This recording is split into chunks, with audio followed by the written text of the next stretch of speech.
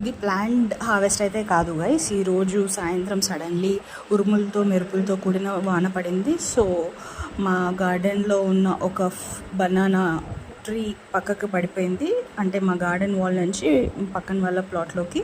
So mummy అన్న నందు వెళ్ళి ఆ వాన లైట్గా పడుతున్నప్పుడు ఆ పెద్ద బనానా గెల మొత్తం కోసుకొని ఒక బస్తాలో పెట్టి అక్కడి నుంచి క్యారీ చేయలేరు కాబట్టి ఒక 2-వీలర్లో పెట్టారు.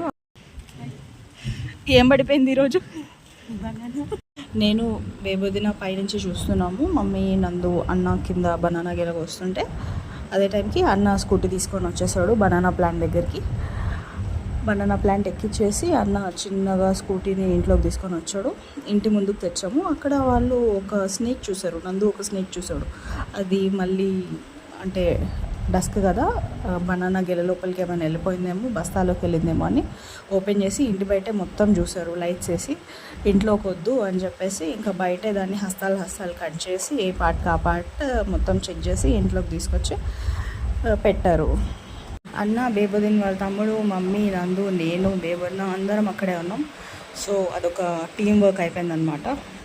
అదే టైంకి పాకట్ అయింది. సో కట్ చేసిన బనానాస్ వరకు తీసుకొచ్చి ఇంట్లో అట్లా పెట్టాము.